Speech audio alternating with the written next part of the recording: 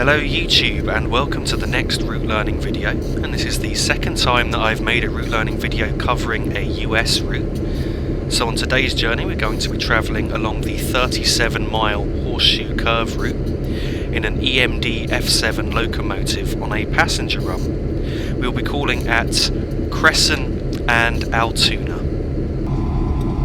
So we're in a Pennsylvania Railroad EMD F7 diesel locomotive. In fact, it's a diesel-electric locomotive, originally built by the General Motors Electromotive Division between February 1949 and December 1953.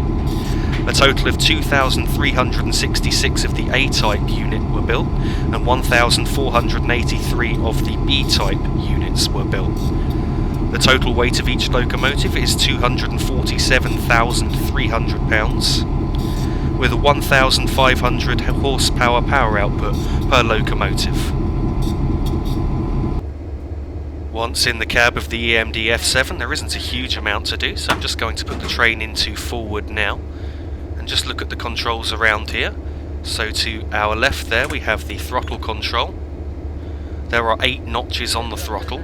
Just to say, I'm going to try and use the word notch, as I know that that's the word the Americans use for throttle settings. Unfortunately, I may accidentally use the word step, unintentionally, as that's the word I would normally use when referring to the throttle on a British train. We have in front of us now the locomotive brake, and down here we have the right over there in fact we have the dynamic brake, which will come into use later on this journey.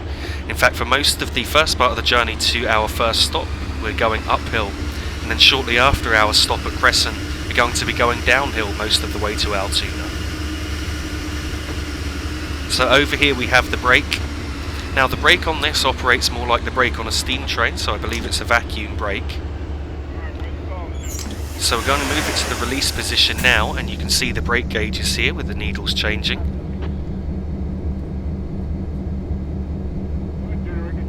And so now what's going to happen is I'm just going to demonstrate the brakes. So if you move it to the first position here, it's known as minimal reduction, and it makes a very minimal brake application, which you can see on the brake gauges.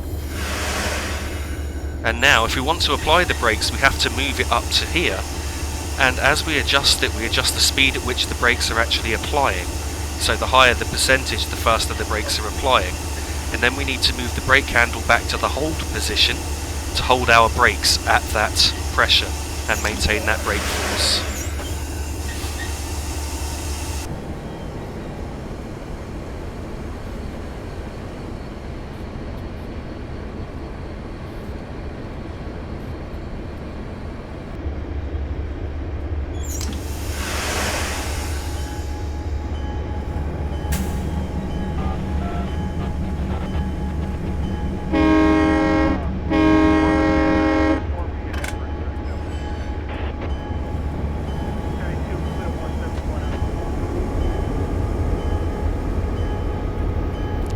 Departing from Johnstown, the starting speed limit is 35 miles per hour, and we've got just under 23 miles to go to Crescent, which is our next stop.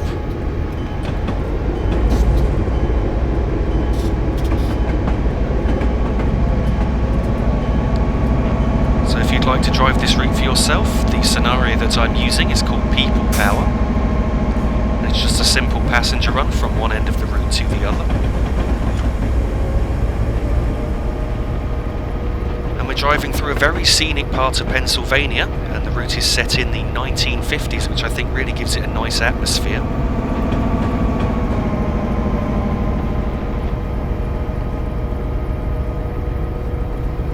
So as we approach 35 miles per hour now, I'm just reducing the power to notch 1. In fact, going to idle for a moment and then go back up to notch 1. One of the problems with this route is that there are no actual speed boards almost anywhere to mark where speed limits start or end, so you actually have to really know the route to be able to drive properly. So after this signal gantry you can see just coming up, we're going to count 2 telegraph poles after that on the left. So that's the first just gone, and now we've reached the second. At this point we can now accelerate up to a 70 mile per hour speed limit, which is now come into force.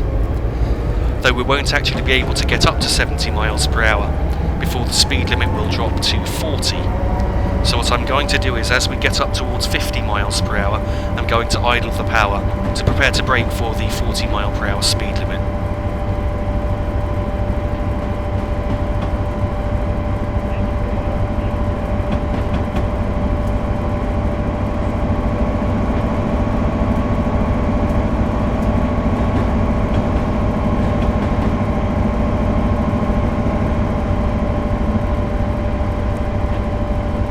Now we're reaching 50 miles per hour, I'm idling the power. And what we need to look for now is a girder road bridge to the right, which you can see just coming up on the right in the distance.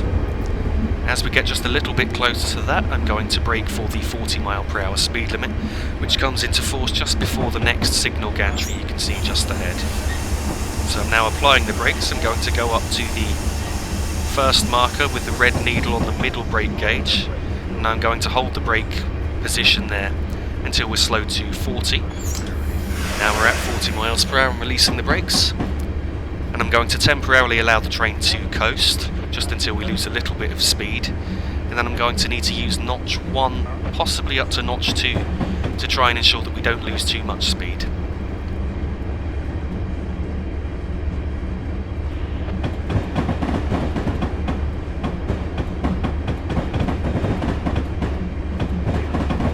This was actually the first route which came with Railworks 3 or Train Simulator 2012, which to me was the best upgrade the Railworks series ever had. With Train Simulator 2012 they added a brand new lighting engine which really improved the entire look of the game. And in addition to that they also added the rain effects on the windscreen and super elevation. And personally for me, super elevation is probably my favourite of all of the additions, because it really adds to the driving experience when the train doesn't appear to be glued to the rails. And I think that they made very good use of super elevation on this route, which came with Train Simulator 2012.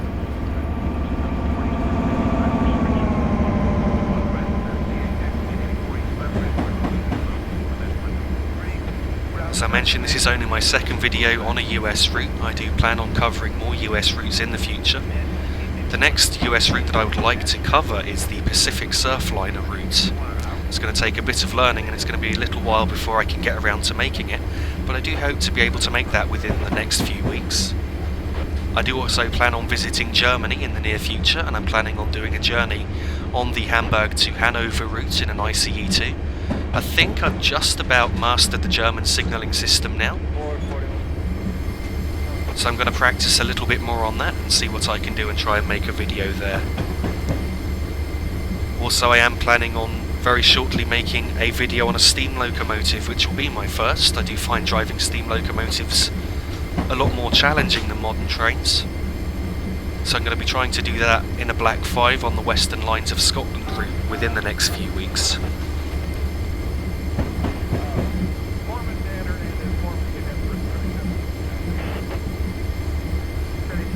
So as you can see, we've just gone around a sharp right curve which had this sort of rocky hillside to our left. As we leave this curve, we're going to be 3/4 of a mile from the next speed limit, which is a drop in speed down to 35 miles per hour. So I'm now going to idle the power to allow the train to gradually coast down to the 35 speed limit, which comes at the end of the next left-hand curve just coming up.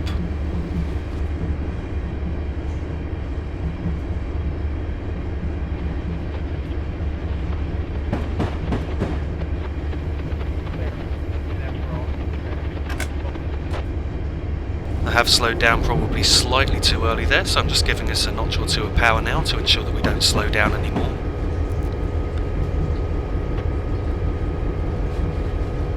We are now going uphill, and the gradient's going to be between 1% and 1.2% uphill.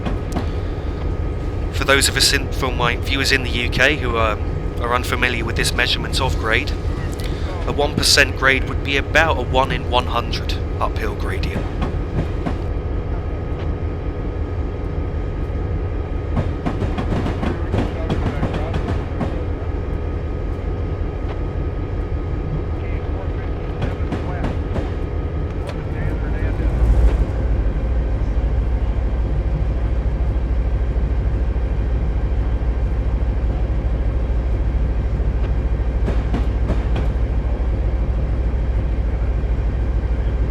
believe that the river, which is currently to our right, we will also cross over and will appear on our left, is the Connemara River, which is a 70-mile long tributary of another river, which is the I think that I'm going to pronounce this right, the Kiskiminitas River.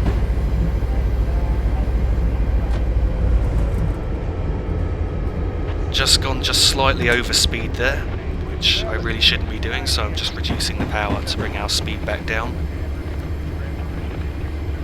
And we're now at 35 miles per hour once again.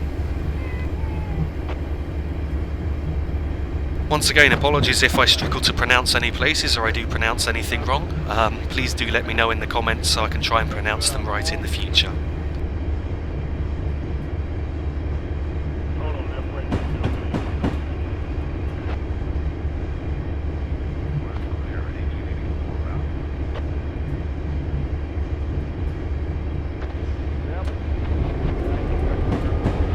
So the speed limit is now going to be 35 miles per hour for a fair distance before dropping to 30 miles per hour.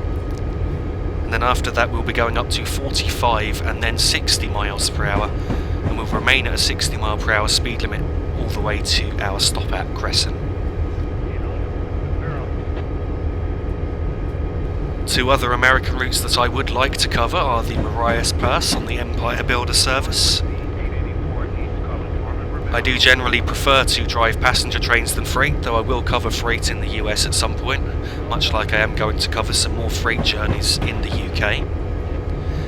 I'd also be interested in driving the California Zephyr on the Donner Pass route, and trying to complete that, though the video will probably be divided into 2 or 3 parts. I've just got to work out what the stops would be and where I can possibly divide the video, because the Donner Pass route is very long, it takes a long time to drive, and there's certainly a lot to remember when it comes to speed changes and grade changes.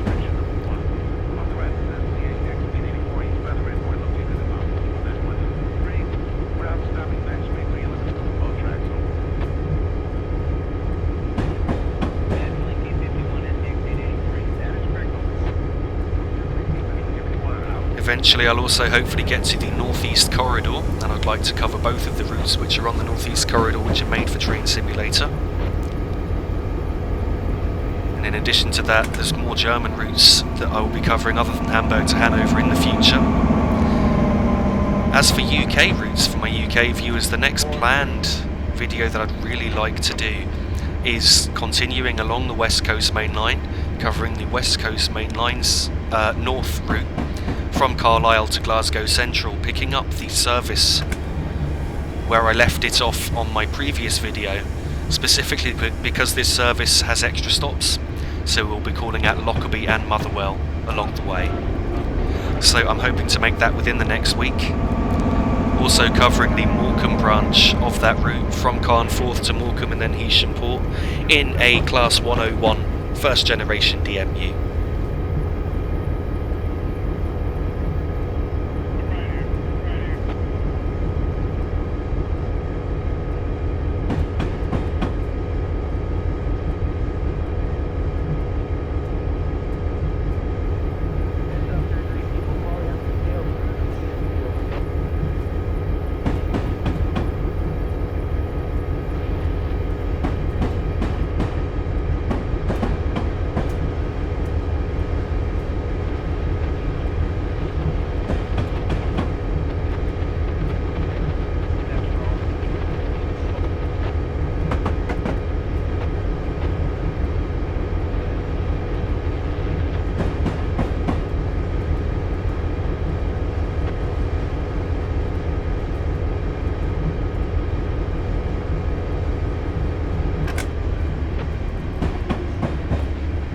You will find with this locomotive that at certain speeds the speedometer that you can see in the cab doesn't actually match up with the speed on the HUD. If you were driving with the HUD on, I would recommend you stick with the speed on the HUD, but as we're driving without it, I'll always stick with the speed as it's seen on the speedometer.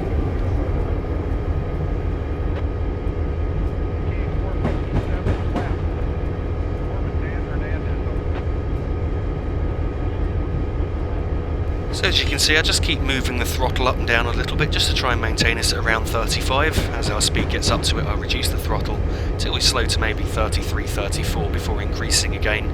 A common technique you have to use on many trains within Train Simulator. And you'll certainly be familiar with that if you've watched any of my other videos.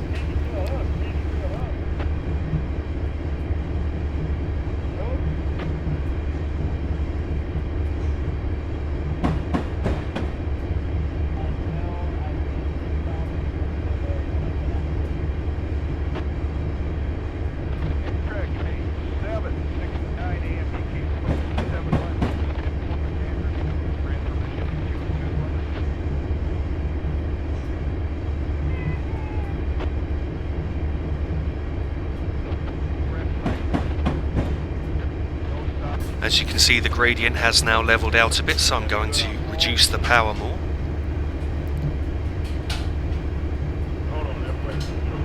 We are now 3/4 of a mile from the next speed limit, which is a speed reduction down to 30 miles per hour. So the gradient levelling off is the landmark for that. On the next piece of straight after these rocks on the right, I'm going to idle the power and allow the train to gradually coast down towards 30 miles per hour.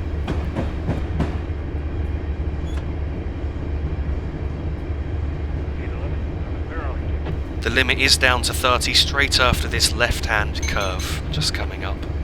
So the power is now idle.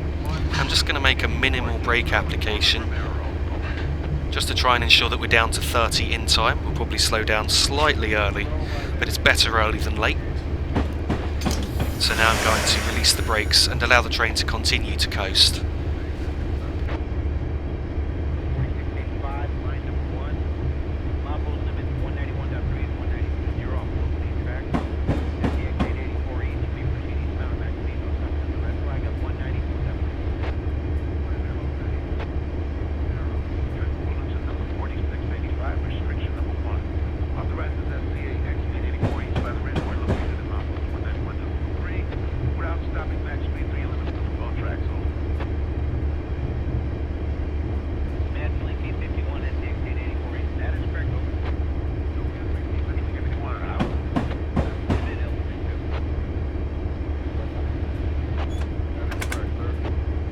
Just given us 1 notch of power just to try and bring our speed up slightly, as I feel we're losing slightly too much speed there.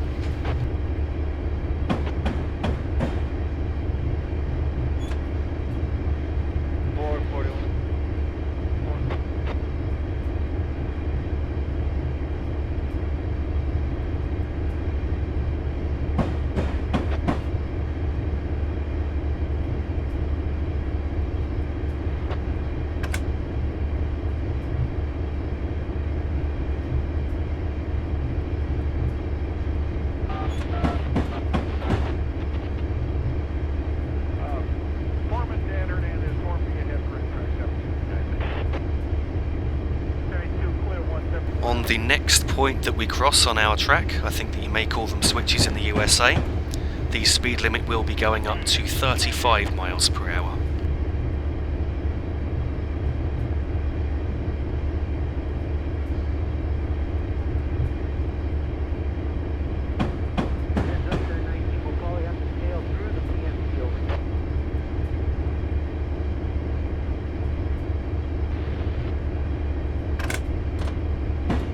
Just going to use 2 notches of power now to gradually bring our speed up.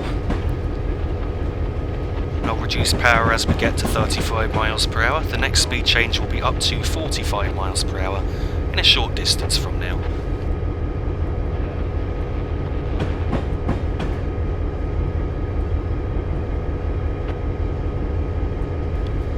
We're now passing through South Fork,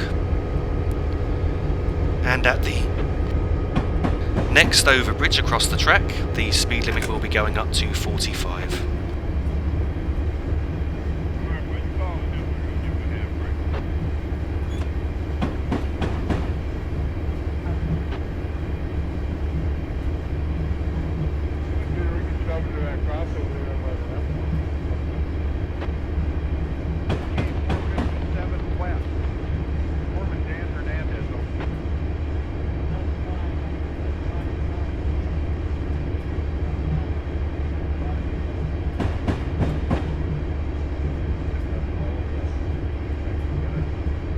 Now we're passing under this overbridge. The speed limit is now going up to 45 miles per hour. I'm going to use a medium power setting to bring us up to that.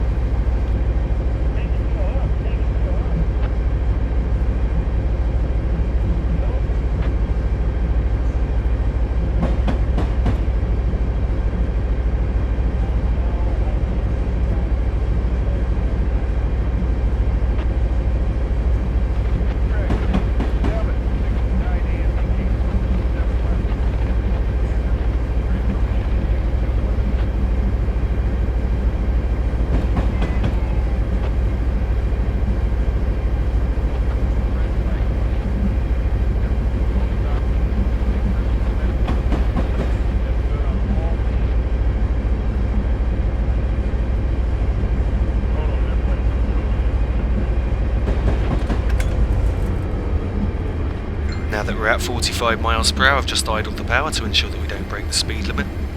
I will gradually bring the power up as we start to lose speed. The next speed change will be up to 60 miles per hour, and that will be just after the next bridge you can see coming up now.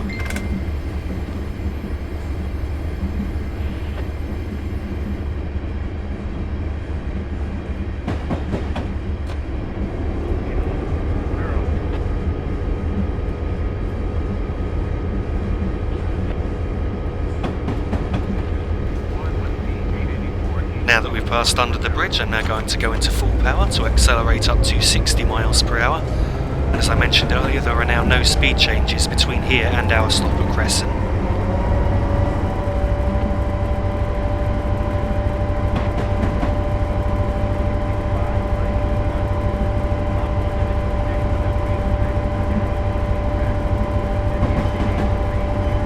There is now a crossing coming up, so I'm just going to sound my horn.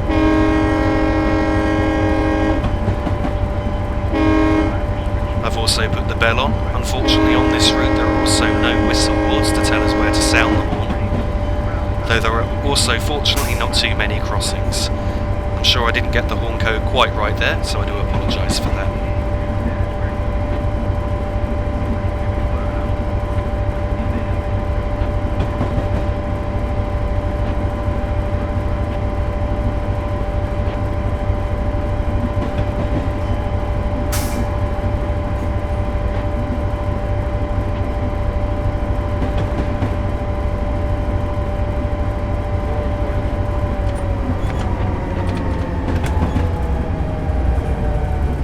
Now at 60 miles per hour, I've reduced the power to try and ensure that we don't break the speed limit. We're going to go between notch 1 and 2 power at 60 to try and maintain speed.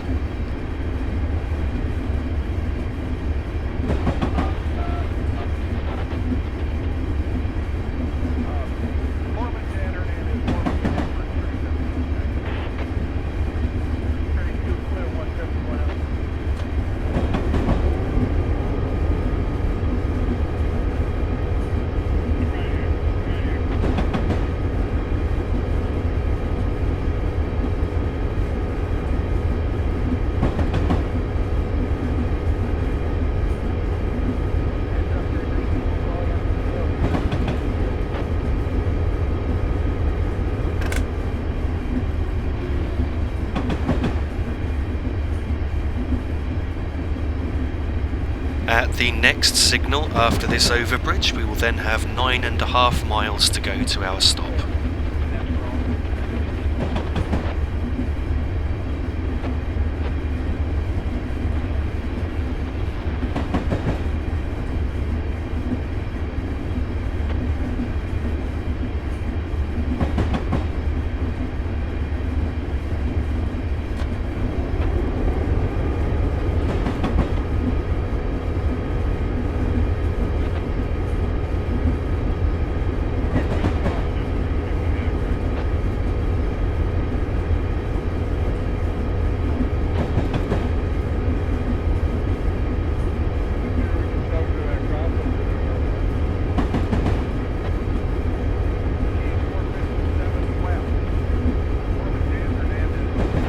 See ahead that the grade is about to change and get a lot steeper. In fact, it's going to start going up at 1%, which means we're going to need to use a higher power setting to try and keep us at around 60 miles per hour. We're going to be going between notch 4 and 5 power.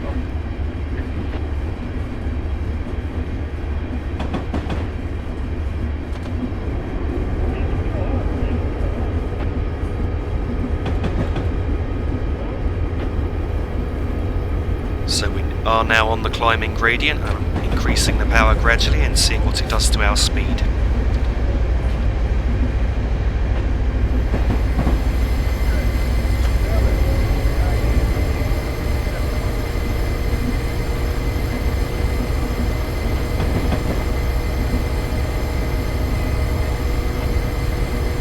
Apologies for the lag and stutter we experienced just there. I'm not quite sure what causes that when the route is actually playing perfectly smoothly. Then you get just sudden moments of pause and lag. I find it quite annoying myself and sometimes distracting from driving, and it only seems to happen when I'm recording as well.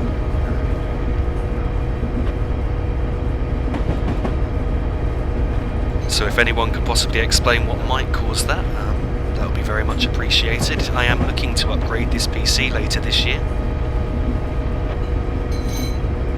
and so I'm trying to raise money towards that. YouTube earnings are certainly helping. Again, if you'd like to contribute towards that, then you can become a patron of this channel and visit my Patreon page, the link for which will be in the description of this video. And Patreon just allows people who appreciate my work to donate any monthly amount that they'd like to, just to help run this channel and help support me and the work that I do. Of course, all of my content will always remain free regardless, and so please don't feel you have to give in anyway. Also, please don't forget you can find me on Facebook under PTG Rail, where you'll get the latest updates on what I'm up to and what's happening.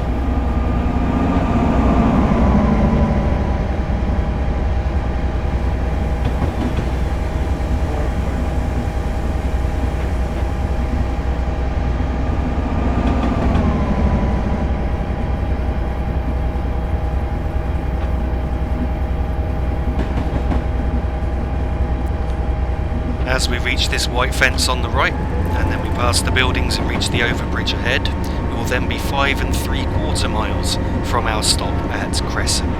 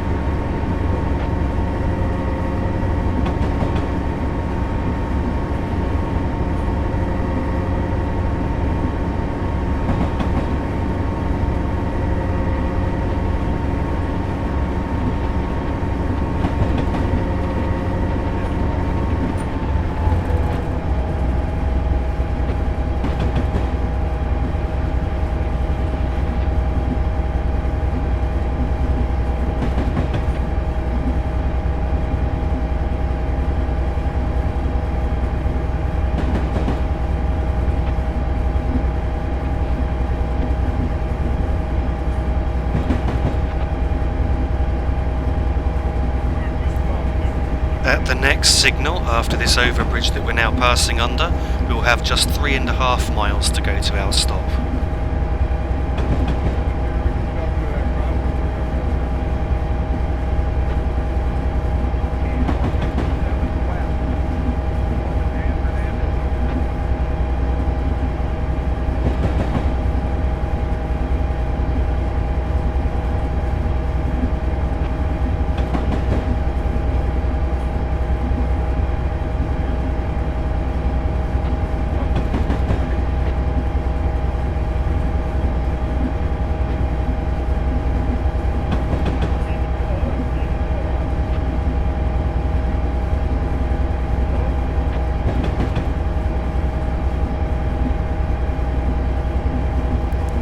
reach the signal we do have 3.5 miles to go. The gradient will level out a bit soon. And then at the signal after that, so the very next signal I believe now, we'll have just 1.5 miles to go to our stop.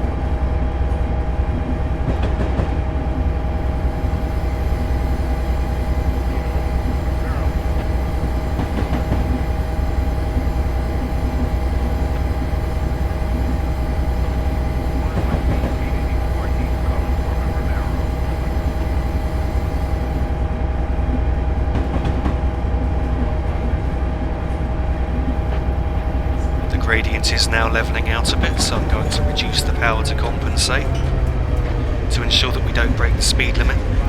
And at the next signal we will have 1.5 miles to go to the stop.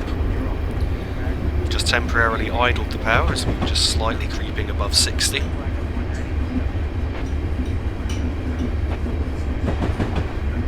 Now I'm going to give us 1 notch of power again to try and ensure we don't lose too much speed. And you can see that we're now approaching the next signal with 1.5 miles to go, so I will soon be preparing to brake.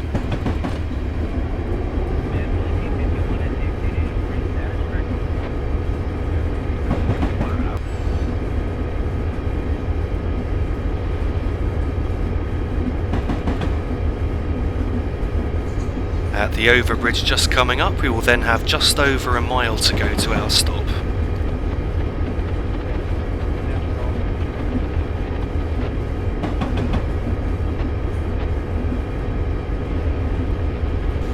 Also, just before Crescent, the grade will increase once again to 1%, which will actually help us slow down.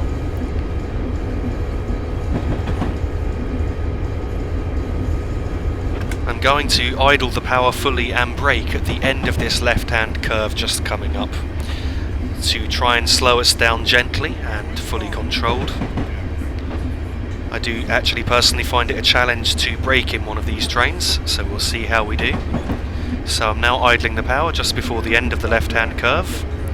I'm now going to make a brake application up to the position of about 40 on the middle brake gauge with the red needle. So I'm now holding the brakes in that position and it's bringing our speed off quite nicely. I may need to release the brakes in a moment to ensure that we don't stop too quickly. Going to try and enter the platform at no faster than about 20 to 25 miles per hour. Again, apologies for the lag that I'm experiencing just here, I'm not quite sure why it's happening. So, I'm now going to release the brakes and then reapply them in a moment. With a train this long and with the locomotive the length that it is, we do actually need to try and stop the loco just beyond the end of the platform. In fact, I'm going to stop it just beyond the bushes you can see at the end of the platform.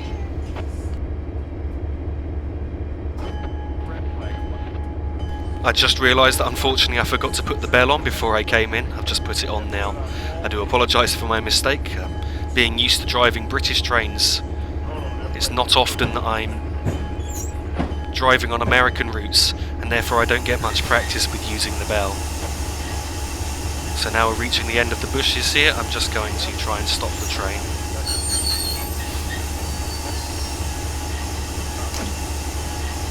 I was braking slightly too hard there. I didn't want to give too much of a jerk when we stopped.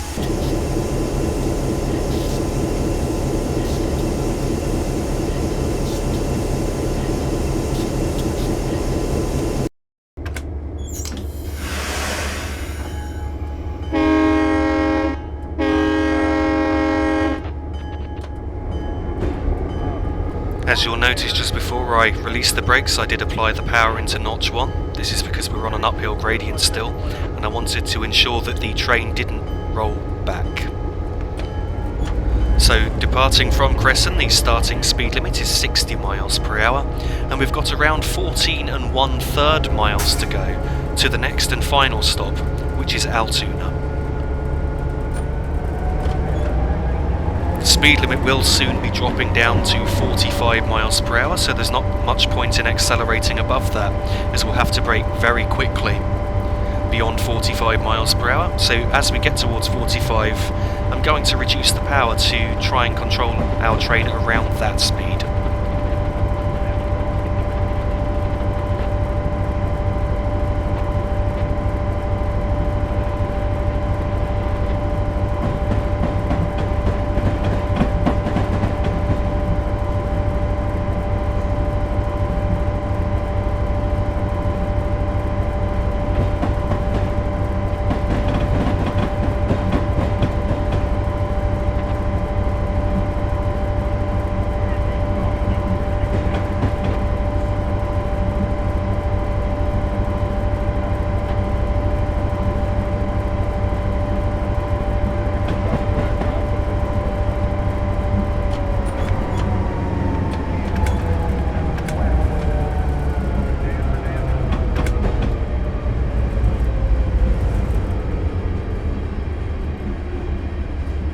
Going to go between idle and notch 2 power to try and maintain us at around 45 miles per hour.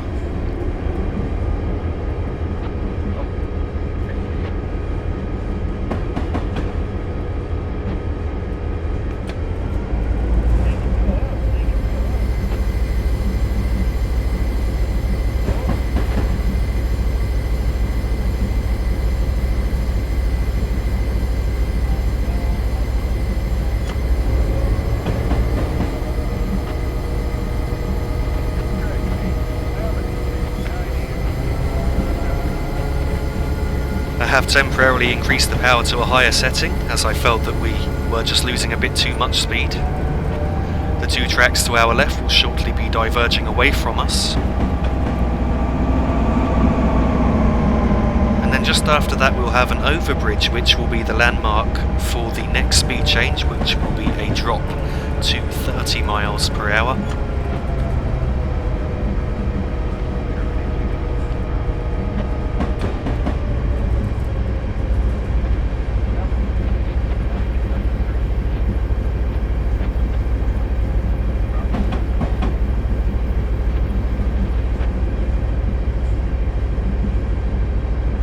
Gradient has now shallowed, so I'm going to have to use a lower power setting to try and ensure that we don't break the speed limit. You can now see the overbridge which I mentioned coming up in the distance. And then shortly before the 30 mile per hour speed limit, which is around the area of a tunnel which is coming up, the gradient will start going downhill, and from that point on we'll be going downhill nearly all of the way to Altoona. So I'm going to have to use the dynamic brake to control our speed. The pop-up that just came up was warning us of an emergency speed restriction of 20 miles per hour on the Horseshoe Curve itself. So just before this overbridge here, I'm now going to idle the power and allow the train to coast.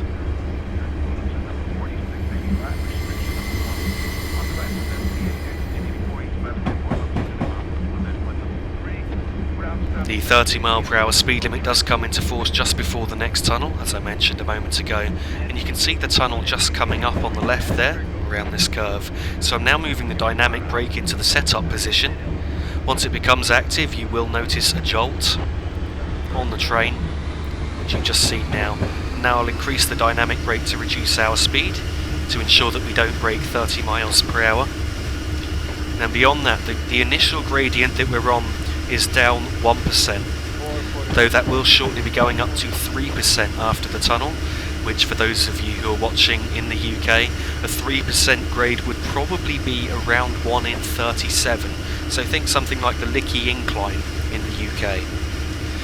The 1% grade that we're currently on will be around 1 in 100, so it's not too steep, though certainly back in steep days that would be considered a fairly steep gradient.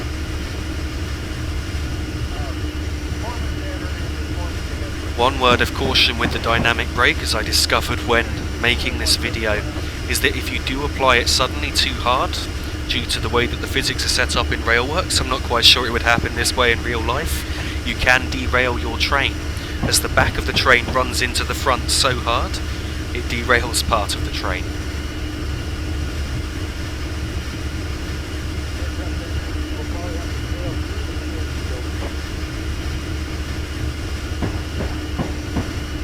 The downward gradient is now getting steeper, so I'm going to have to start to increase the dynamic brake to control our speed.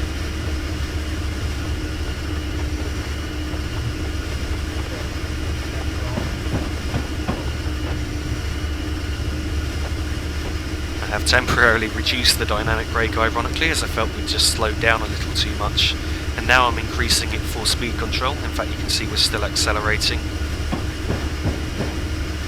The gradient is now getting steeper as we get onto the 3% section, though the 3% downhill grade doesn't last for too long before the grade shallows a bit to 1.8%, which will be the most common gradient between here and Altoona, with just a few variations in between.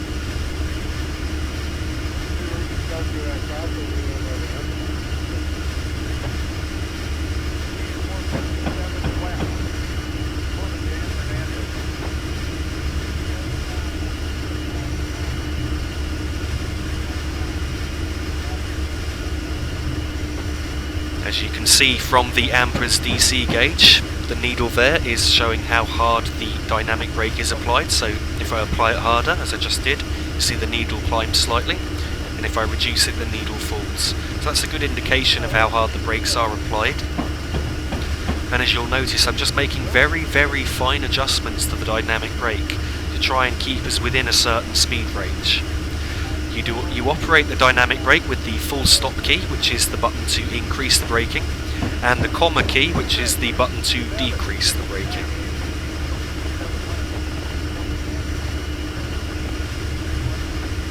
You can see the gradient ahead is now just about to shallow, as I mentioned, to 1.8%, which will be the ruling grade for most of this journey.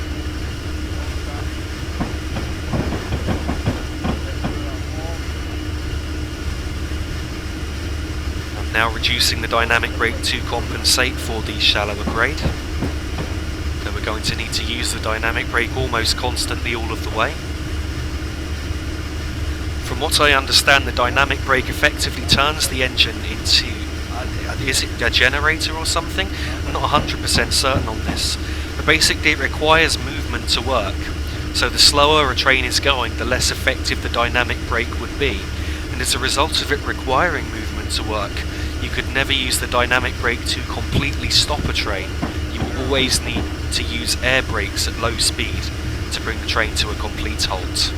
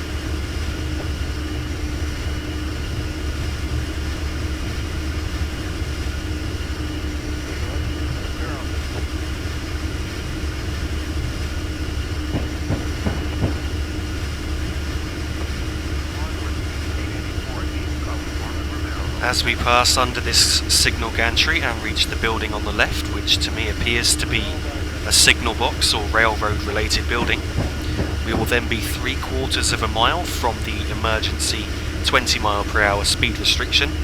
Ironically, the emergency limit is actually the only one on the route that I found is marked by a speed sign, so we will have a warning sign for that, and then we will have a sign telling us that the limit has actually started, and we'll have another sign the other side of the Horseshoe Curve telling us that the limit has ended. So for braking for the 20 mile per hour speed limit, I'm going to do that on the next left hand curve.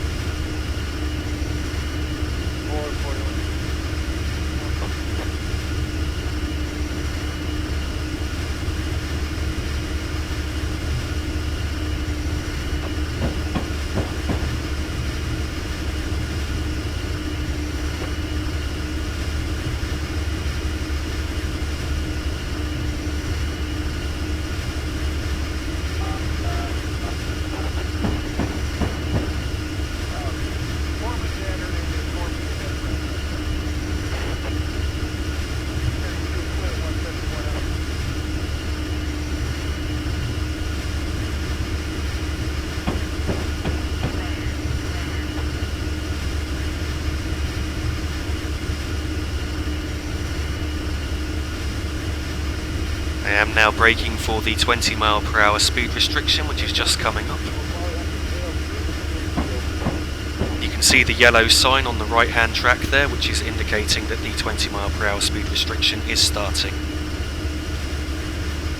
So I've now got to find new dynamic brake settings which will roughly maintain us at this speed.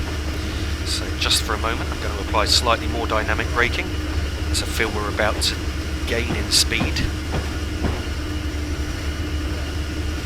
Just apply a tiny bit more still, just to bring us down just below 20 miles per hour. The next right hand curve will be the Horseshoe Curve itself.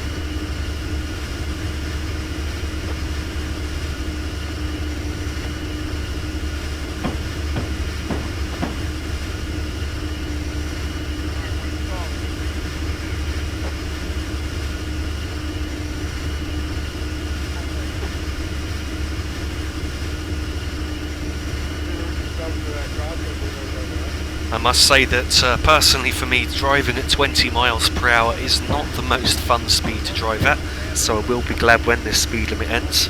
Just after the Horseshoe Curve, the speed limit will be going up to 35 miles per hour, and it will remain at that speed limit all of the way to Altoona, until just before the platform at Altoona, where the speed limit will drop to 15 miles per hour.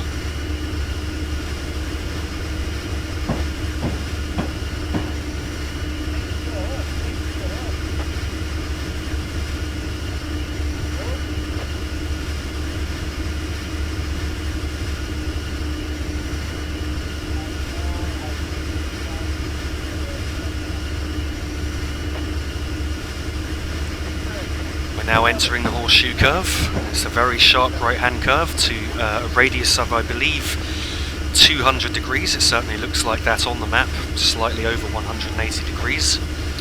There is a large amount of super elevation on this curve, and while we're going round the curve, the gradient will shallow from 1.8 to 1.3%, so I do need to keep an eye on our speed, as I will need to reduce the dynamic braking to prevent us from losing too much speed while going around the curve.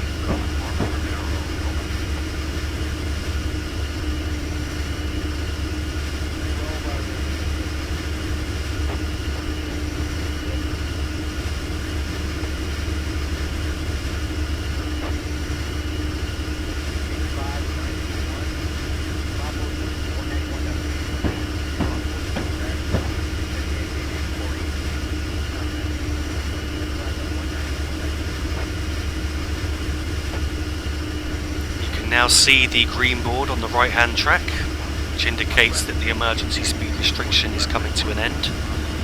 We can be sure that the rear of the train has passed this board once we reach the end of this left hand curve, at which point I will deactivate the dynamic brake and allow the train to cruise up to the 35 mph speed limit.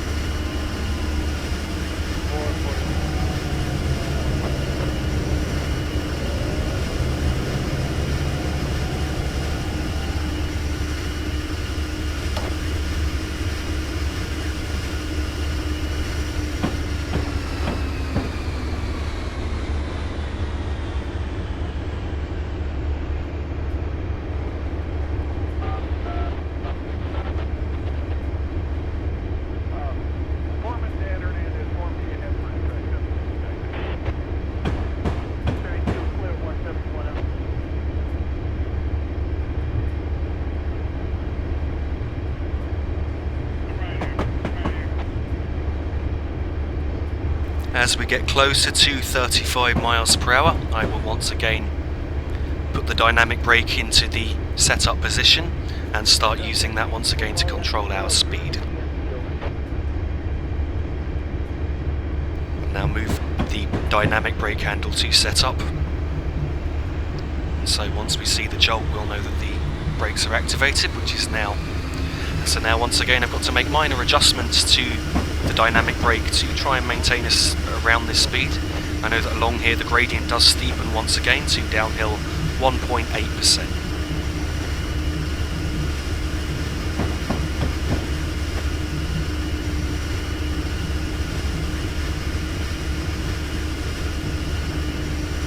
I should have also mentioned at the point where we were able to accelerate up to 35 mph, we had 5¼ miles to go to Altoona. So I'm estimating now we've got closer to 4 miles to go. The next major landmark which will mark our distance to Altoona will be a grade crossing or level crossing. I always forget what you call them in America. I do think it's grade crossing in America and level crossing in Britain, if I remember rightly. So once we reach the next crossing, that will mark 2 miles from Altoona. Once again, there are no whistle boards marking where to sound the horn for the crossing, so I'm just going to try and do it once I see that the crossing is in sight.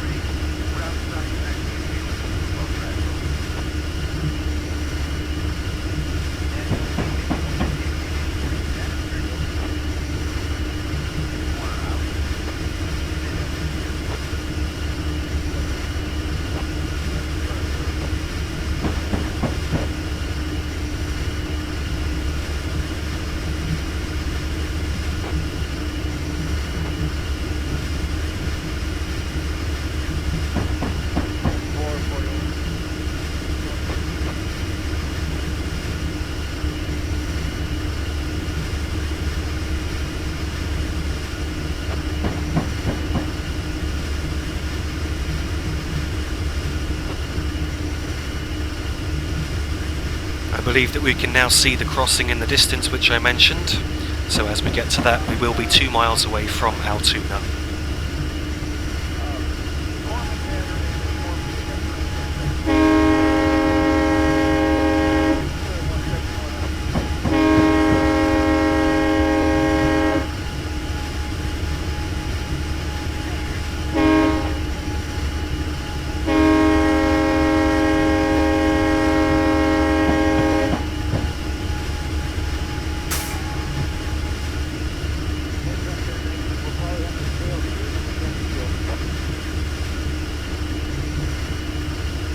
Along here the gradient does now shallow to 1.1%, so once again I've got to keep an eye on the speed and the dynamic braking, just to ensure that I'm trying to keep the speed in a fairly tightly controlled envelope.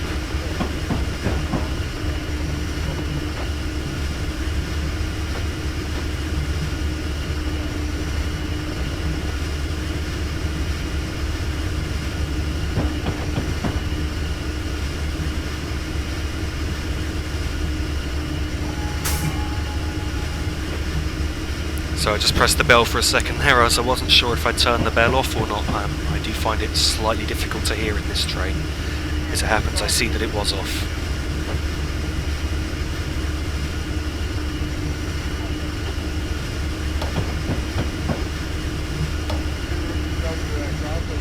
Unfortunately, I accidentally turned off the dynamic brake momentarily there, so I'm just going to move the actual brake into a minimal reduction position. Now that the dynamic brake is reactivated, I've released the air brake. So as we reach the next overbridge after the signal gantry just coming up, we will then have 1 mile to go to the station at Altoona. Just after the bridge, a yard will appear on the right, so we're passing Altoona Yard. After the bridge we will pass one signal, and then at the next signal after that, the speed limit will be dropping to 15 miles per hour.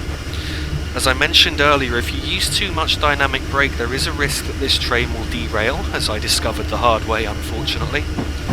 So what I'm going to do is I'm going to increase the dynamic brake slightly, but also introduce the use of the air brake to bring us down to 15 miles per hour. So we're now passing through Altoona Yard. Here is the signal after the overbridge. So at the very next signal, the speed limit will be dropping to 15 miles per hour. So in a moment now I'm going to increase the dynamic brake. I do apologise for the slight stutter there. Now increasing the dynamic brake slightly and gently to bring our speed down. I'm also moving the brake handle into the minimal reduction position. See our speed coming off nicely, in fact probably slightly too quick. So I'm just going to release the brakes again for a second, but leave the dynamic brake to slow us down. As we get closer to the signal, I'm going to completely deactivate the dynamic brake, and from that point on I'm going to use the air brakes to control our speed for the rest of the distance into Altoona Station. So I've just deactivated the dynamic brake now, and the air brake is in the minimal reduction position, which has now brought our speed down to 15 miles per hour just in time. You can see Altoona Station just ahead and off to the left. So if our speed drops too low at this point, I will release the brakes if we get to about 12 miles per hour, just to allow us to pick up speed back up to 15. And then once again I'm going to use the minimal reduction position to control our speed.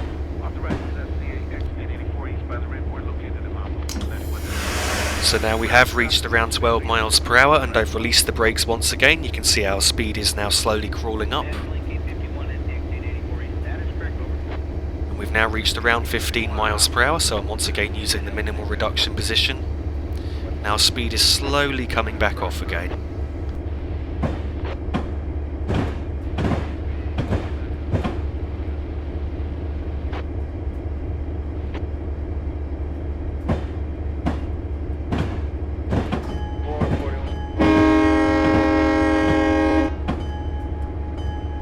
Have this time remembered to use the bell as we come into the station. Once again I'm going to release the brakes momentarily.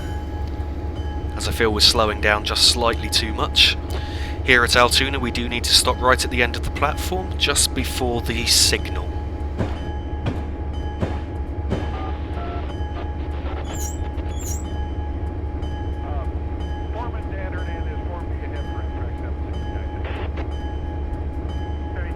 As we get closer to the end of the platform, I will apply the brakes a little harder to ensure that we stop.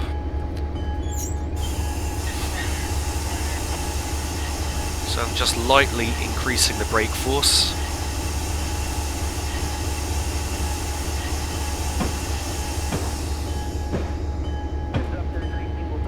This is bringing our speed off quite nicely now.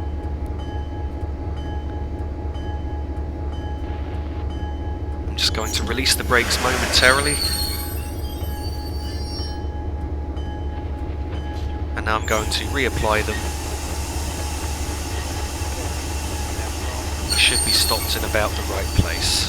So I've gone to no higher than 30 on the brake gauge, which should bring us to a smooth stop. Thank you very much for watching, and I really hope that you've enjoyed the video. If you have, then please don't forget to like and subscribe to me. Again, thanks for watching.